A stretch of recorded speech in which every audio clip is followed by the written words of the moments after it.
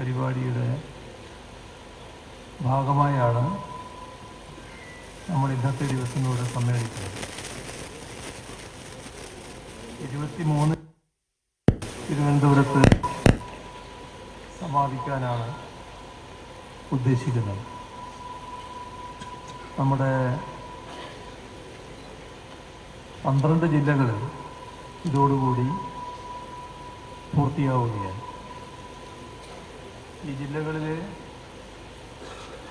രാവിലെ ഇതുപോലുള്ള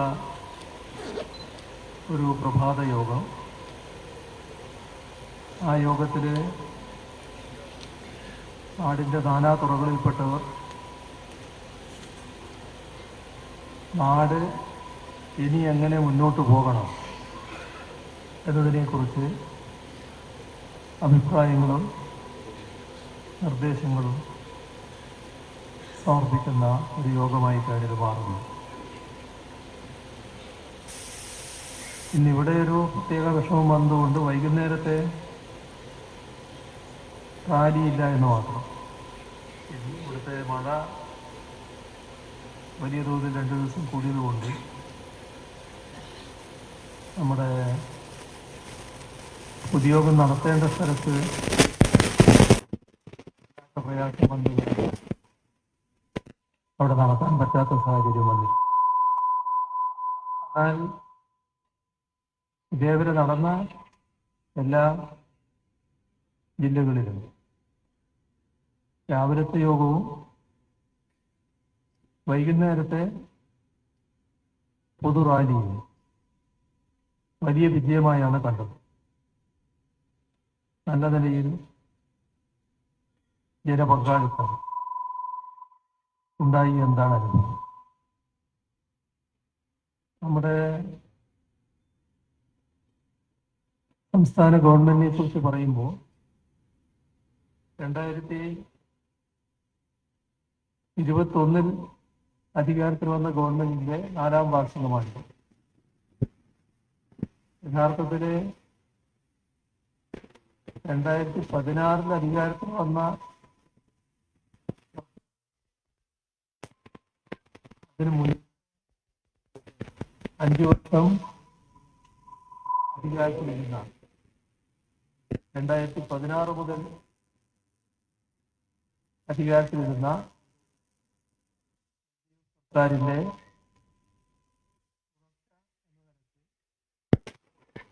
കേരളത്തിന്റെ സമീപകാല ചരിത്രം തിരുത്തി ജനങ്ങൾ LDFിനെ തുടർ ഭരണം സമ്മാനിച്ചതിന്റെ ഭാഗമായാണ് 21 ഗവൺമെന്റ് വരുന്നത്. അപ്പൊ അങ്ങനെ നോക്കി 9 വർഷം 16 മുതൽ 9 വർഷം LDF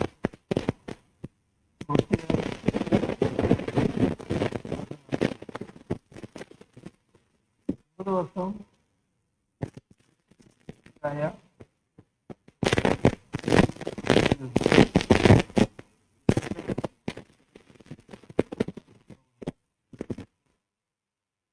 ഇതിനിടയിൽ കാണാൻ കഴിയുന്ന ചില വസ്തുതകൾ നാം ശ്രദ്ധിക്കുന്നത് നല്ലതാണ്.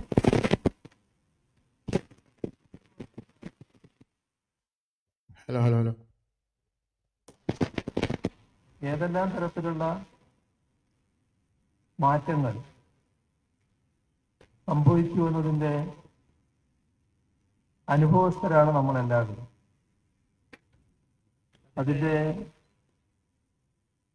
വിശദമായ കാര്യങ്ങളിലേക്ക് ഞാനിപ്പോൾ പോകുന്നില്ല. കാരണം ആമുഖ ഭാഷണം വളരെ നീണ്ടുപോയാൽ നിങ്ങളുടെ സംസാരത്തിന്റെ സമയത്തിന് ചുരുക്കം വരാൻ സാധിക്കും. നിങ്ങളുടെ അഭിപ്രായങ്ങളും നിർദ്ദേശങ്ങളും നല്ല രീതിയിൽ ഉയർന്നു വരിക എന്നതാണ് ഇന്ന് ഏറ്റവും പ്രധാനം. അതുകൊണ്ട് തന്നെ ആ കാര്യങ്ങളെക്കുറിച്ച് ആകെ ഇപ്പോ വിശദമാക്കുന്നില്ല. പക്ഷെ നമ്മൾ ഈ 9 വർഷക്കാലത്തെ അനുഭവം എടുത്താൽ ഒരു പ്രത്യേകത, ജനങ്ങളുടെ മുന്നിൽ നൽകിയ വാഗ്ദാനം LDF നടപ്പാക്കുന്നതിൽ പ്രത്യേകം ശ്രദ്ധിക്കുക. ഓരോ വർഷവും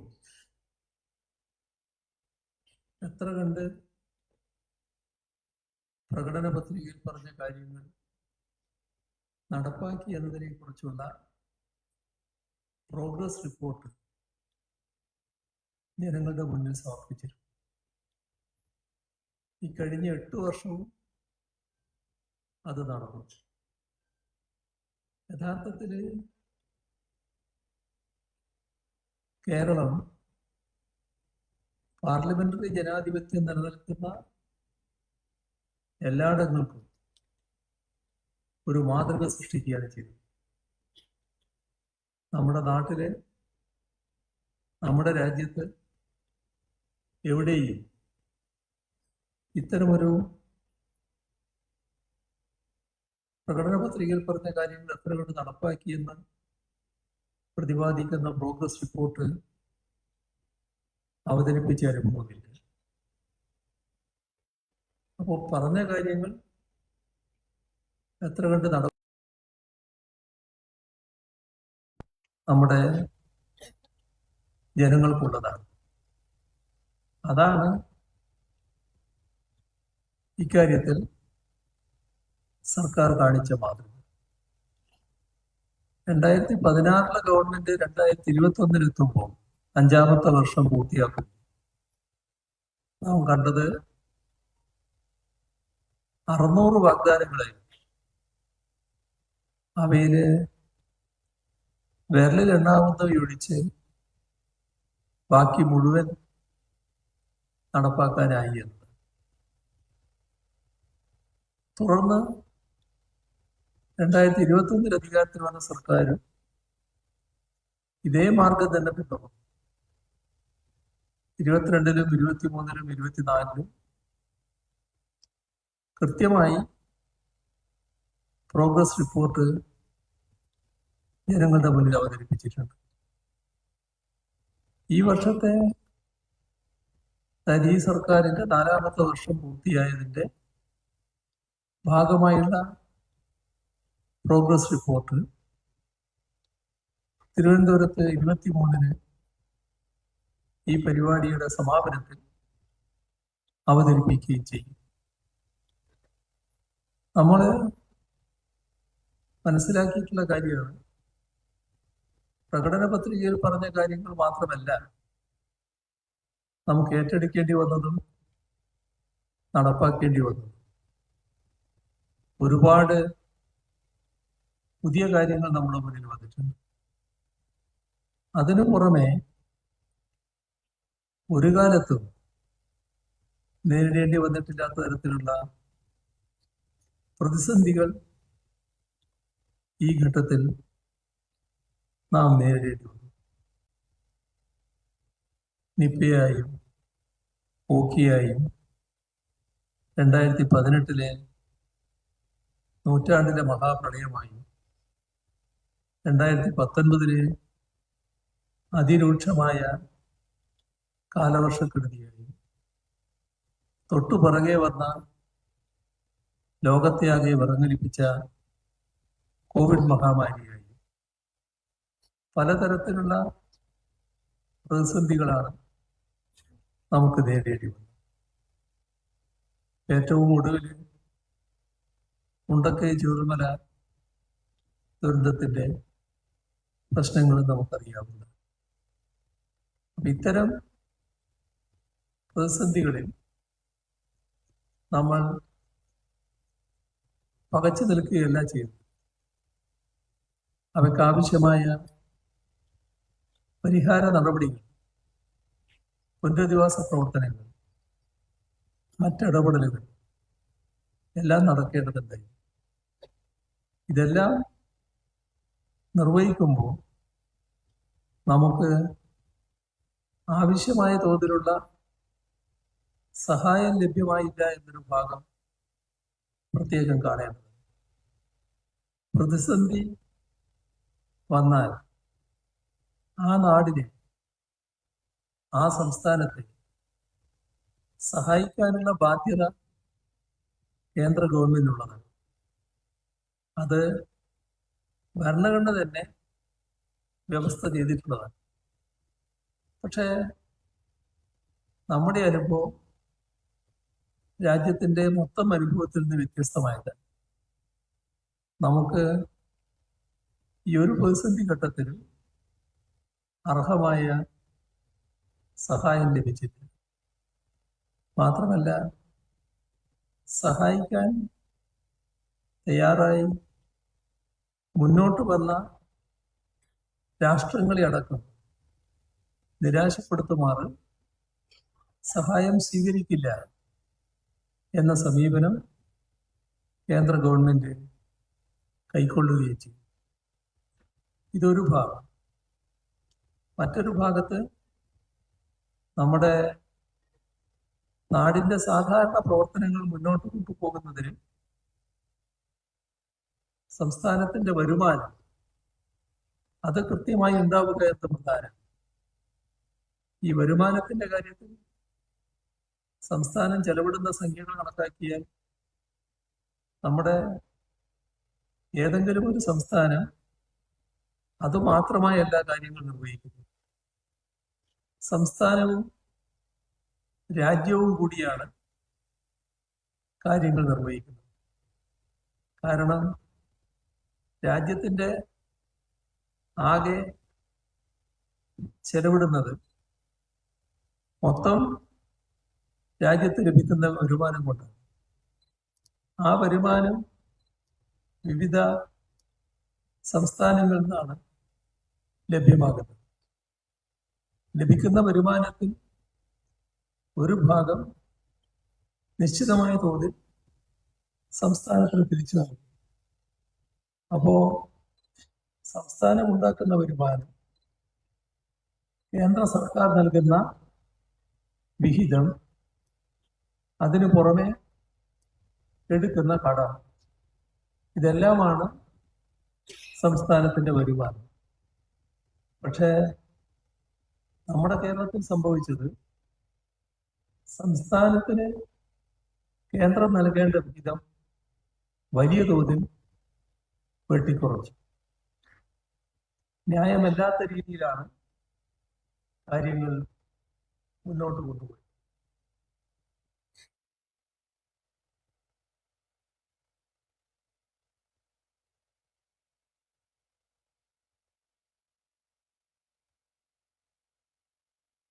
നമ്മള് കേന്ദ്ര ഗവൺമെന്റിൽ നിരവധി തവണ നിവേദനങ്ങൾ നടത്തി, ഫലമുണ്ടായില്ല. പലതരത്തിലുള്ള ഇടപെടലുകൾ ഇവിടെ നടന്നു, ജനങ്ങളുടെ ഇടപെടൽ നടന്നു, പ്രക്ഷോഭം നടന്നു. മന്ത്രിസഭയാകെ ജനപ്രതിനിധികളെല്ലാം കൂടി ഡൽഹിയിൽ പ്രക്ഷോഭം നടത്തുകയുണ്ടായി.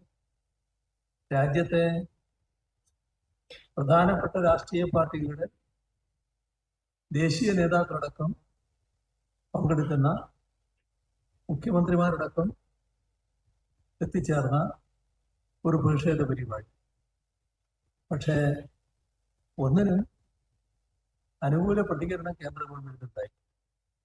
അവസാനം നമ്മൾ സുപ്രീം കോടതിയെ സമീപിച്ചു.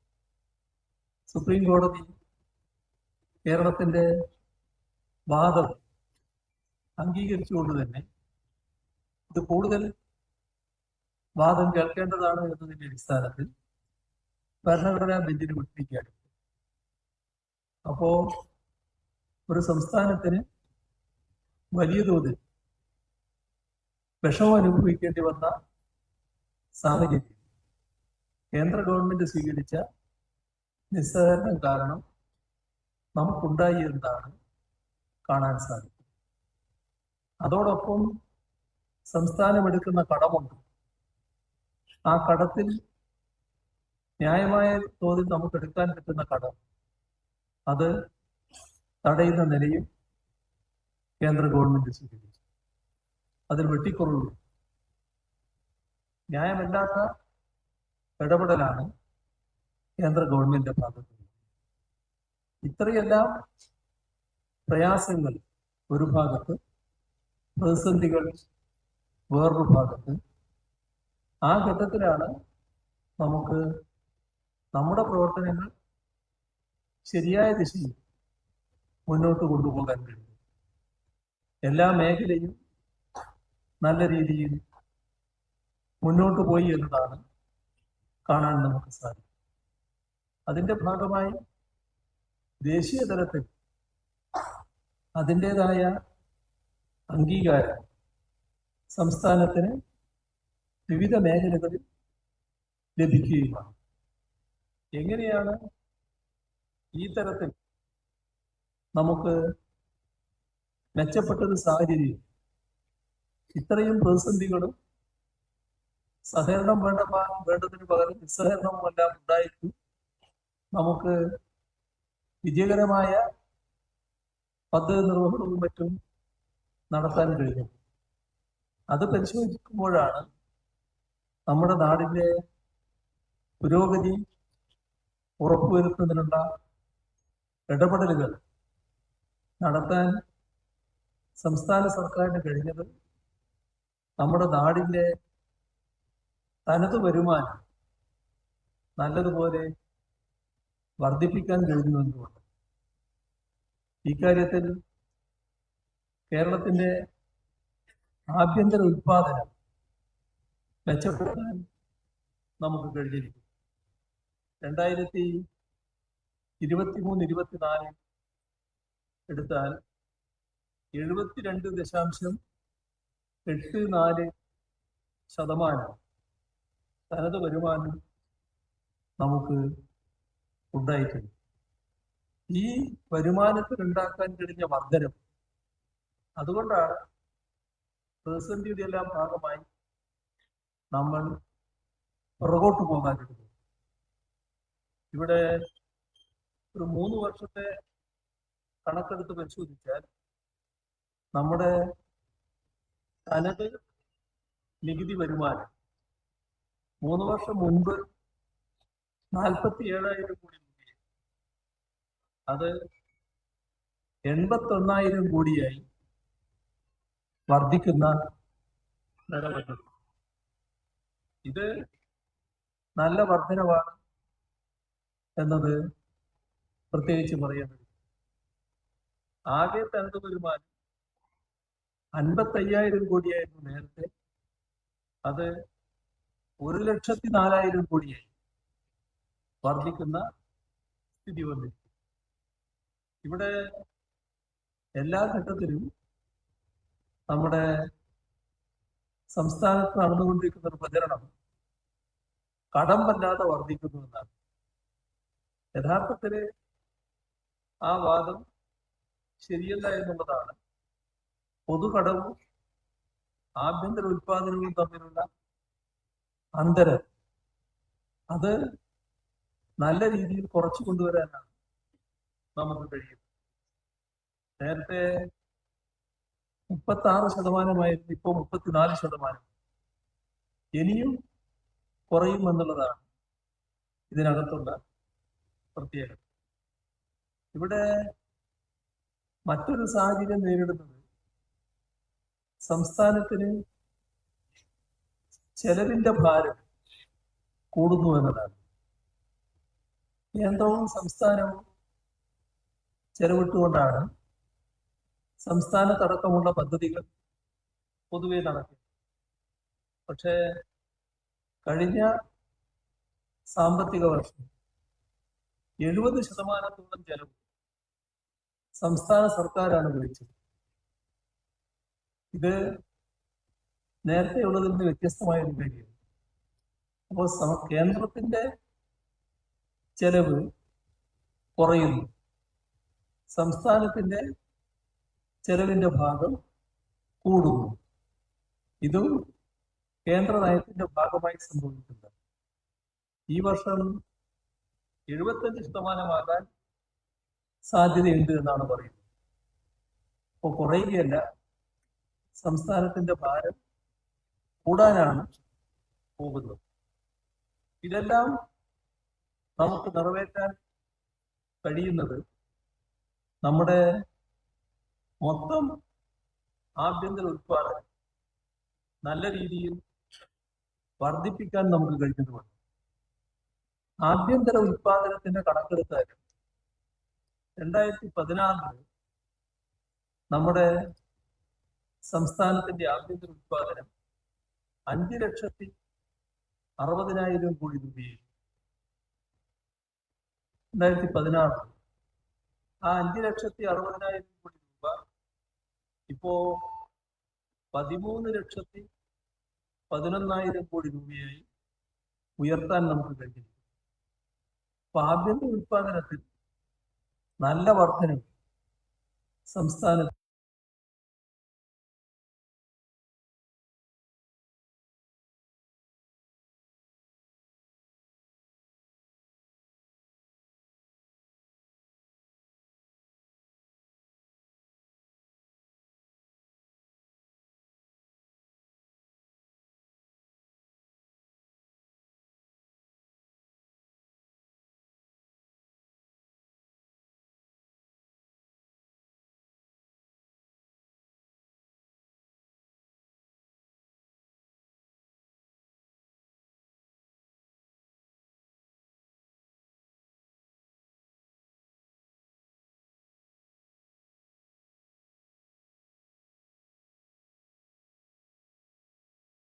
വലിയ തോതിൽ പുറകിലായിരുന്നു. കേരളത്തിലെ IT രംഗത്ത് നല്ല മുൻകൈയാണ് നേരത്തെ ഉണ്ടായിരുന്നത്. രാജ്യത്ത് ആദ്യത്തെ ടെക്നോ പാർക്ക് നാമാണ് തുടങ്ങിയത്, തിരുവനന്തപുരം ടെക്നോ പാർക്ക്. നമുക്ക് ശേഷം ആ രംഗത്തേക്ക് കടന്നു വന്ന പല സംസ്ഥാനങ്ങളും വളരെ മുന്നോട്ട് പോയി. നമുക്ക് ഇടക്ക് എവിടെ വെച്ചോ ഒരു തരം സ്തംഭനാവസ്ഥയുണ്ട്, വേണ്ടത്ര പുരോഗതിയുണ്ടായി. 2016 640 സ്ഥാപനങ്ങളാണ് IT പാർക്കുകൾ ഉണ്ടായതെങ്കിൽ ഇപ്പോഴത് 1,106 വർദ്ധിപ്പിക്കാൻ 2016 ശേഷം കഴിയും. നമ്മുടെ തൊഴിലെടുക്കുന്നവരുടെ എണ്ണം 78,068 പേരെ ഇപ്പോഴത് 1,48,000 വർദ്ധിപ്പിക്കാനായി. അതേപോലെ തന്നെ IT മേഖലയിലുള്ള കയറ്റുമതി ഇതേ കാലയളവിൽ 34,123 കോടി രൂപയായിരുന്നു നേരത്തെ. അത് 90,000 കോടി രൂപയായി വർദ്ധിപ്പിക്കാൻ കഴിയും. IT മേഖല നല്ല തോതിൽ വികാസം പ്രാപിക്കുമെന്നാണ് കാണാൻ നമുക്ക് സാധിക്കും. നമ്മള് പുതിയ IT പാർക്കുകൾ വരുന്നു. IT മേഖലയുടെ വികാസത്തിനുതകുന്ന ഒട്ടേറെ നയപരമായ കാര്യങ്ങൾ തീരുമാനിക്കപ്പെട്ടിട്ടുണ്ട്. ഇതോടൊപ്പം തന്നെ കാണേണ്ട കാര്യമാണ് സ്റ്റാർട്ടപ്പുകളുടെ വരവ്. സ്റ്റാർട്ടപ്പുകളുടെ പറുദീസയായിട്ടാണ് കേരളം ഇപ്പോൾ കണക്കാക്കുന്നത്. ഏറ്റവും നല്ല ആവാസ വ്യവസ്ഥ സ്റ്റാർട്ടപ്പുകൾ കൂടി ഉണ്ട് എന്ന് പൊതുവെ അംഗീകരിക്കും. അതിന്റെ ഭാഗമായി സ്റ്റാർട്ടപ്പുകൾ നേരത്തെ 3,000 ഉണ്ടായിരുന്നത് ഇപ്പോൾ 6,300 വർദ്ധിച്ചിട്ടുണ്ട്. 5,800 കോടി രൂപയുടെ നിക്ഷേപം ആ മേഖല, 60,000 തൊഴിലവസരം ഇപ്പോൾ ഈ മേഖലയിൽ. 2026 നാം ലക്ഷ്യമിടുന്നത് 15,000 സ്റ്റാർട്ടപ്പുകളും 1,00,000 തൊഴിലവസരവും. അപ്പൊ നമ്മുടെ സംസ്ഥാനം രാജ്യത്തിന് മാതൃകയാകുന്ന ഒട്ടേറെ ഇടപെടലുകൾ വിവിധ മേഖലകളിൽ നടത്തിയിട്ടുണ്ട് എന്നത് അനുഭവത്തിലുള്ള കാര്യം. ഇപ്പൊ കഴിഞ്ഞ 9 വർഷത്തെ അനുഭവം എടുത്താൽ രാജ്യത്തിന് തന്നെ മാതൃകയായി ഇടപെടും. അതിലൊന്നാണ് ഡിജിറ്റൽ യൂണിവേഴ്സിറ്റി, രാജ്യത്തെ ആദ്യത്തെ സംഭവം. അതേപോലെ തന്നെ ഡിജിറ്റൽ സയൻസ് പാർക്ക്, അതും രാജ്യത്തെ ആദ്യത്തേത്. ആ ഗണത്തിൽപ്പെടുന്നതാണ് ഗ്രഫീൻ ഇന്നൊവേഷൻ സെന്റർ, കൊച്ചിയിലെ water met, institute of advanced biology. ഇവയെല്ലാം യാഥാർത്ഥ്യമാക്കാൻ കഴിഞ്ഞിരിക്കും. ഇതിന്റെ കൂടെ തന്നെ ഒരു ഗവേഷണ സ്ഥാപനം ആയുർവേദ രംഗത്ത്, ഇന്റർനാഷണൽ ആയുർവേദ റിസർച്ച് ഇൻസ്റ്റിറ്റ്യൂട്ട്, അതോടൊപ്പം genome data centre, medical technology consortium, ഇവയെല്ലാം നമ്മൾ ഒരുക്കുകയാണ്. മൈക്രോബയോ, ന്യൂട്രാസ്യൂട്ടിക്കൽസ്, ഈ മേഖലകളിൽ ഓരോ മികവിന്റെ കേന്ദ്രം, സെന്റർ ഓഫ് എക്സലൻസ് സ്ഥാപിക്കാനാണ് നാം കാണേണ്ടത്. നേരത്തെ മുതൽ സോഫ്റ്റ്വെയർ ഡെവലപ്മെന്റ് ശ്രദ്ധിച്ച സംസ്ഥാനമാണ് കേരളം. ഇപ്പോ ഹാർഡ്വെയറിലേക്ക് നമ്മൾ കടക്കുന്നു, സോളാർ പാനലിലേക്ക് കടക്കുന്നു, ലിഥിയം ബാറ്ററി, ഹൈഡ്രജൻ, ഇത്തരം കാര്യങ്ങളിലേക്കെല്ലാം നമ്മൾ കടക്കുകയും ഉൽപാദനം യാഥാർത്ഥ്യമാക്കാനുമുള്ള നീക്കത്തിലാണ്. നമ്മുടെ വ്യാവസായിക മേഖല 2016 വ്യാവസായിക വളർച്ച 12%, ഇപ്പോഴത് 17% ഉയർത്താൻ നമുക്ക്. മാനുഫാക്ചറിംഗ് സെക്ടറിൽ 2016 9.8%, ഇന്നത് 14%. നമ്മുടെ രാജ്യത്തെ വ്യവസായ സൗഹൃദ അന്തരീക്ഷം ഏറ്റവും നല്ലത് കേരളത്തിലാണ് എന്ന് ഇന്ത്യ ഗവൺമെന്റ് തന്നെ കണക്കാക്കി. വ്യാവസായിക മേഖലയിൽ സംരംഭക വർഷ പദ്ധതി നാം ആരംഭിച്ചു. കേന്ദ്ര ഗവൺമെന്റ് രാജ്യത്തെ ബെസ്റ്റ് പ്രാക്ടീസ് എന്നാണ് ആ സംരംഭക മേഖലയെ കുറിച്ച് പറഞ്ഞു. MSME മേഖലയിൽ രാജ്യത്തെ ബെസ്റ്റ് പ്രാക്ടീസ് ആണ് എന്നാണ് കേന്ദ്ര സർക്കാർ പ്രഖ്യാപിച്ചത്. നാം കാണേണ്ടത് കഴിഞ്ഞ മാർച്ച് വരെ 3.5 ലക്ഷത്തോളം സംരംഭങ്ങളാണ് സംസ്ഥാനത്തുണ്ടായി. നിക്ഷേപം 23,000 കോടി രൂപ, തൊഴിലവസരങ്ങൾ 7.5 ലക്ഷത്തിലെത്തി. കൊച്ചിയിലെ നാം ഒരു നിക്ഷേപ സംഗമം സംഘടിപ്പിച്ചു. അതിൽ 1.5 ലക്ഷം കോടിയുടെ നിക്ഷേപ താല്പര്യപത്രമാണ് ഒപ്പുവെച്ചത്. നല്ല ബഹുരാഷ്ട്ര കമ്പനികളടക്കം പ്രഗത്ഭമതികളായ ഒട്ടേറെ സ്ഥാപന മേഖലകൾ നിക്ഷേപ താല്പര്യപത്രം ഒപ്പുവെക്കാൻ തയ്യാറായി എന്നതാണ് പ്രത്യേകം. ആ ഓഫറുകൾ അതേപോലെ ഇവിടെ ഇടുകയല്ല, അത് പ്രത്യേക ഫാസ്റ്റ് ട്രാക്ക് സംവിധാനം ഏർപ്പെടുത്തി തുറ നടപടികൾ സ്വീകരിക്കാൻ തയ്യാറെടുത്തു. അതിന്റെ ഭാഗമായി സിംഗിൾ വിൻഡോ ക്ലിയറൻസ് സംവിധാനം പ്രകാരത്തിൽ K60, അതേപോലെ തന്നെ വ്യവസായ സ്ഥാപനങ്ങൾ പരിശോധന നടത്താനുള്ള ഓൺലൈൻ സംവിധാനം K6, ഇതെല്ലാം ഏർപ്പെടുത്താൻ നമുക്ക് കഴിഞ്ഞ കാലയളവ് നോക്കിയാൽ ബഹുരാഷ്ട്ര കമ്പനികൾ, നിസാനെ പോലുള്ള, എയർബസിനെ പോലുള്ള ബഹുരാഷ്ട്ര കമ്പനികൾ കേരളത്തിലേക്ക് കടന്നു വന്നിട്ടുണ്ട്. നമ്മുടെ സംസ്ഥാനമാണ് രാജ്യത്ത് ഏറ്റവും വിലക്കയറ്റം കുറഞ്ഞ സംസ്ഥാനം.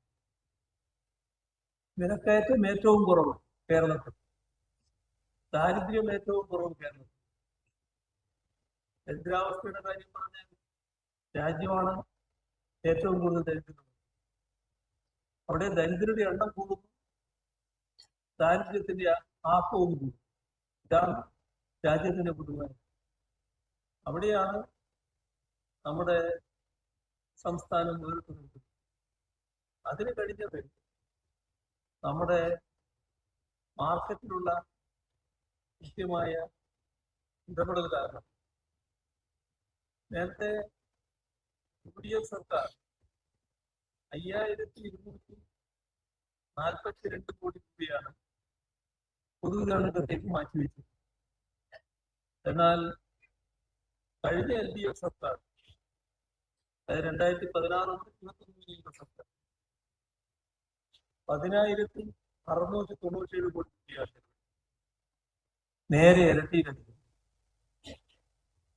നാം ശ്രദ്ധിക്കേണ്ട കാര്യം, വിപണി ഇടപെടലിന് മാത്രം 2024 വരെ 14,000 കോടി രൂപ സംസ്ഥാനത്ത് ചെലവഴിച്ചിട്ടുണ്ട്.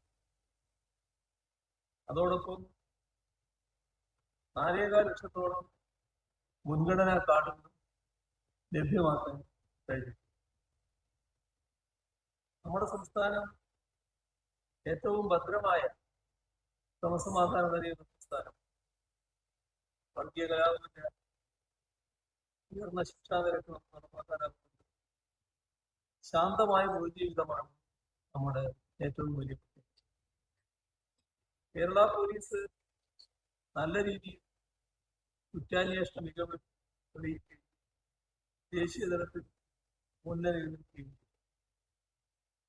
നമ്മുടെ വൈദ്യുതി മേഖല വ്യാവസായിക പുരോഗതി ഉണ്ടാകുമ്പോൾ വൈദ്യുതി ലഭ്യമാകാത്തതിന്റെ ഭാഗമായി പ്രതിസന്ധി നേരിടേണ്ട അവസ്ഥ ഒരു വ്യവസായ സ്ഥാപനത്തിനും ഉണ്ടാകരുതെന്ന് ധാരണയിൽ നമ്മൾ കാര്യങ്ങൾ മുന്നോട്ട് പോകും. ലോഡ് ഷെഡിങ് ഇല്ല, പവർ കട്ട് തീരെയില്ല. നല്ല ഇടപെടലിലൂടെ വൈദ്യുതിയുടെ ഉൽപാദനം വർദ്ധിപ്പിക്കാൻ നടക്കുന്നു. അതോടൊപ്പം പ്രസരണ രംഗം ശക്തിപ്പെടുത്താനായി 10,000 കോടി രൂപയുടെ ട്രാൻസ്മിറ്റ് പദ്ധതിയാണ് സർക്കാർ പ്രഖ്യാപിച്ചത്. ഇവിടെ നമ്മുടെ സംസ്ഥാനത്തിന്റെ ക്ഷേമ പെൻഷൻ കഴിഞ്ഞ 2016 LDF സർക്കാർ അധികാരത്തിൽ വരുമ്പോൾ കേരളത്തിന്റെ ക്ഷേമ പെൻഷൻ 18 മാസത്തെ കുടിശ്ശികയായി. ആ 18 മാസം കുടിശ്ശിക കൊടുത്തു തീർക്കാനാണ് LDF മന്ത്രിസഭ ആദ്യ യോഗത്തിന് തീരുമാനിച്ചത്. അന്ന് 600 രൂപയായിരുന്നു കടലാസിനുണ്ടായി. പക്ഷേ കയ്യിൽ കിട്ടിയത് 18 മാസം മുമ്പിലുള്ളതാണെന്ന് മാത്രം. 18 മാസം കുടിശ്ശിക. LDF സർക്കാർ ആ കുടിശ്ശിക മുഴുവൻ കൊടുത്തു. പിന്നെ അതിന് വർധനവ് തുടങ്ങി. ആ വർധനവ് 1,600 രൂപയായി മാറി. ഇപ്പോ മാസം തോറും നമ്മൾ കൊടുക്കും. നമ്മുടെ കേരളത്തില് 60 ലക്ഷം പേർക്കാണ് ഇപ്പോ 1,600 രൂപ വീതം പെൻഷൻ ലഭിക്കും. ഇവിടെ LDF സർക്കാരും UDF സർക്കാരും ഇതിനായി ചെലവിട്ട തുക പരിശോധിച്ചാൽ തന്നെ ആന്തരം കാണാം. 2011-16 UDF ചെലവഴിച്ചത് 9,000 കോടി രൂപയായി. LDF 72,000 കോടി രൂപ ചെലവഴിച്ചു. അതേസമയം നമ്മുടെ കേരളത്തിൽ വീടെന്ന സ്വപ്നം യാഥാർത്ഥ്യമാക്കാൻ കഴിയാതെ മണ്ണടിച്ചു പോയപ്പോൾ ആ പ്രശ്നത്തിലാണ് നാം ലൈഫ് മിഷൻ പ്രഖ്യാപിച്ചത്. 5 ലക്ഷം വീടാണ് ലക്ഷ്യമിട്ടത്. ഇപ്പോ 4 ലക്ഷത്തിലധികം വീടുകൾ നമുക്ക് പൂർത്തിയാക്കാൻ. 4,51,000 വീടുകൾ. ബാക്കി വീടുകൾ പൂർത്തിയാകാനില്ല. നമ്മുടെ കേരളത്തില് ഈ കഴിഞ്ഞ 9 വർഷം 4 ലക്ഷത്തിലധികം പട്ടയങ്ങൾ വിതരണം ചെയ്യാൻ. ഈ കഴിഞ്ഞ 4 വർഷം 2 ലക്ഷത്തിലധികം പട്ടയങ്ങൾ അതിനകത്ത് പുതുതായി വന്നിട്ടുണ്ട്. ഈ 4 ലക്ഷത്തിലധികം പട്ടയങ്ങൾ മാത്രമല്ല, ഇനിയുള്ള കാലയളവിൽ 1 ലക്ഷം പട്ടയം കൂടി വിതരണം ചെയ്യാനുള്ള തയ്യാറെടുപ്പിലാണ് സംസ്ഥാനം. കേരളം അതിദാരിദ്ര്യമുക്തമാക്കാൻ നടപടികൾ എടുത്തിരിക്കുന്നു. രാജ്യത്തെ ഏക സംസ്ഥാനമായിരിക്കും ഈ നവംബർ 1 കേരളത്തിൽ അതിദരിദ്രരില്ല എന്ന പ്രഖ്യാപനം നടത്താൻ നമുക്ക്. ആരോഗ്യരംഗത്ത് സമാനതകളില്ലാത്ത ഇടപെടലാണ് നടത്തിയത്.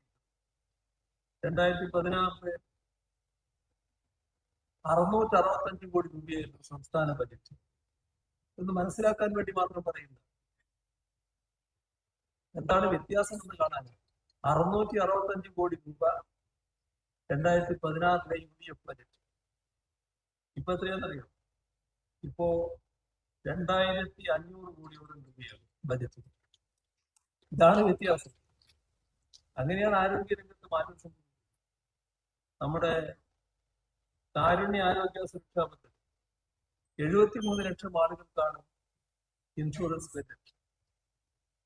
കാരുണ്യ ആരോഗ്യ ഇൻഷുറൻസ് അതിൽ 612 ആശുപത്രി 27,50,000 ആളുകൾക്ക് 2,762 കോടിയുടെ സൗജന്യ ചികിത്സ നൽകാനായി. വിവിധ തരത്തിലുള്ള ഇടപെടലുകൾ ആരോഗ്യ മേഖലയിൽ നടത്തും. പ്രാഥമിക ആരോഗ്യ കേന്ദ്രങ്ങൾ, കുടുംബാരോഗ്യ കേന്ദ്രങ്ങളാക്കുന്നു.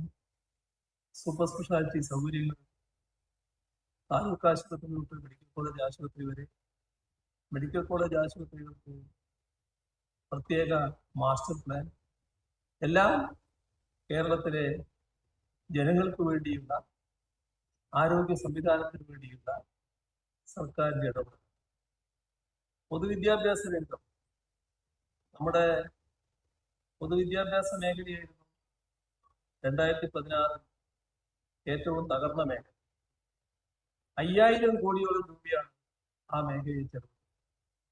ഇപ്പോ കേരളത്തിലെ വർഷം തോറും നമ്മുടെ രാജ്യത്ത് 1-ാം സ്ഥാനം ലഭിച്ചുകൊണ്ടിരിക്കും. ഏതില്? School education quality index. NITI Aayog, India government നീതി ആയോഗാണ് അത് തീരുമാനിക്കുന്നത്. ഇന്ന് എല്ലാവരും സമ്മതിക്കുന്ന രീതിയിൽ കേരളത്തിലെ പൊതുവിദ്യാഭ്യാസ രംഗം ശക്തമായി.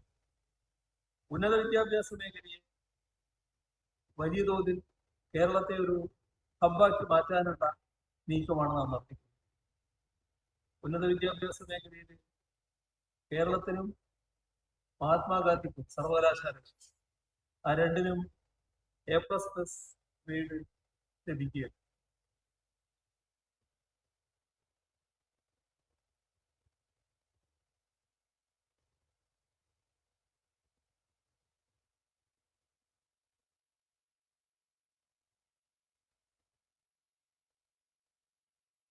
കൊച്ചി, കാലടി A+. ഈ വേറൊരു കണക്കെടുത്താൽ ഈ ഗ്രേഡിംഗ് ഉണ്ട്. പൊതു യൂണിവേഴ്സിറ്റികളെ വെച്ചുകൊണ്ട് ഒരു ഗ്രേഡിംഗ്. ആ ഗ്രേഡിങ്ങില് രാജ്യത്തെ 12 യൂണിവേഴ്സിറ്റികൾ, 3 നമ്മുടെ കേരളത്തിൻ്റെതാണ്. ആദ്യത്തെ 9-ാം സ്ഥാനത്ത് കേരള യൂണിവേഴ്സിറ്റി, 10-ാം സ്ഥാനത്ത് കൊച്ചിൻ യൂണിവേഴ്സിറ്റി, 11-ാം സ്ഥാനത്ത് ഗാന്ധി യൂണിവേഴ്സിറ്റി. കാലിക്കറ്റ് യൂണിവേഴ്സിറ്റി 43-ാം സ്ഥാനത്ത്. നമ്മുടെ രാജ്യത്തെ ആദ്യത്തെ 100 കോളേജ്, അതിൽ 16 കോളേജ് കേരളത്തിൽ നിന്നാണ്. അപ്പോ ഉന്നത വിദ്യാഭ്യാസ മേഖല നല്ല രീതിയിൽ ശാക്തീകരിക്കപ്പെടുന്നു എന്നുള്ളതാണ് കാണാൻ നമുക്ക് സാധിക്കും. ഗവേഷണം നല്ല രീതിയിൽ നമ്മൾ പ്രോത്സാഹിപ്പിച്ചു. നമ്മുടെ കേരളത്തിന്റെ കാർഷിക രംഗം 2016 എല്ലാ മേഖലയും തകർമ്പോൾ കാർഷിക മേഖലയ്ക്കും വലിയ തകർച്ചയും. അന്ന് വെറും 2% മാത്രമായിരുന്നു വളർച്ച. നമുക്കത് ഇരട്ടിയിലധികമാക്കാൻ കഴിയും. 4.64% ഇപ്പോൾ വളർച്ച. നെൽകൃഷി 2016 1,70,000 ഹെക്ടറിലായിരുന്നു നെൽകൃഷി ഉണ്ടായി. ഇപ്പോഴത് 2,23,000 ഹെക്ടറിലേക്ക് വർദ്ധിപ്പിക്കാൻ കഴിയും. കഴിഞ്ഞ 2 വർഷം 8,268 ഹെക്ടർ നെൽകൃഷി പുതുതായി ആരംഭിക്കാനായി. നെല്ലിന്റെ ഉൽപാദനക്ഷമത നല്ല തോതിൽ വർദ്ധിച്ചിരിക്കുകയാണ്. 4.56 ടണ്ണായി വർദ്ധിപ്പിക്കാൻ. ഒരു ഹെക്ടർ നെൽവയലിന് 3,000 രൂപ റോയൽറ്റി നിശ്ചയിച്ചു. കഴിഞ്ഞ സാമ്പത്തിക വർഷം 14,498 ഹെക്ടർ നെൽവയലുകൾക്കാണ് റോയൽറ്റി ലഭ്യമാക്കി. ഇതൊക്കെ കേരളത്തിൽ ഒരു ചെറിയ ചിത്രമാണ്. വിശദമായ ചിത്രം അവതരിപ്പിക്കാൻ ഈ സമയം പോരാ. എങ്കിലും ഇത്രയും നേട്ടങ്ങൾ നമുക്ക് വിവിധ മേഖലകളിൽ നേടാനായിട്ടുണ്ട്. ഇത്തരമൊരു ചിത്രമല്ല പക്ഷേ നാടിന്റെ മുന്നിൽ അവതരിപ്പിക്കും. അത് മറ്റൊരു നെഗറ്റീവ് ചിത്രം അവതരിപ്പിക്കാനാണ് ശ്രമിച്ചു വരുന്നത്. എന്നാൽ യഥാർത്ഥ വസ്തുത എന്താണെന്ന് മനസ്സിലാക്കണമെന്നുകൊണ്ടാണ് ഇത്രയും കാര്യങ്ങൾ പറഞ്ഞത്. ഇനിയും നമുക്ക് മുന്നോട്ട് പോകണം. ആ മുന്നോട്ട് പോക്കിന് എന്തെല്ലാം നാം ചെയ്യേണ്ടതുണ്ട്, ഇപ്പൊ ചെയ്ത കാര്യങ്ങളിൽ ഏതെങ്കിലും മാറ്റങ്ങൾ വേണ്ടതുണ്ടോ, തുറന്നുള്ള കാര്യങ്ങൾ എന്തൊക്കെ വേണം, അതുമായി ബന്ധപ്പെട്ട നിങ്ങളുടെ വിലയേറിയ അഭിപ്രായങ്ങളും നിർദ്ദേശങ്ങളും തുറന്നുള്ള പ്രവർത്തനത്തിന് അങ്ങേയറ്റം സഹായകമാകും. ആ നിർദ്ദേശങ്ങൾ നിങ്ങൾ നൽകണമെന്നുകൂടി അഭ്യർത്ഥിച്ചുകൊണ്ട് ആമുഖ ഭാഷണം ഞാനിവിടെ അവസാനിപ്പിക്കുകയാണ്. നിങ്ങൾക്ക് എൻ്റെ സ്നേഹാഭിവാദം.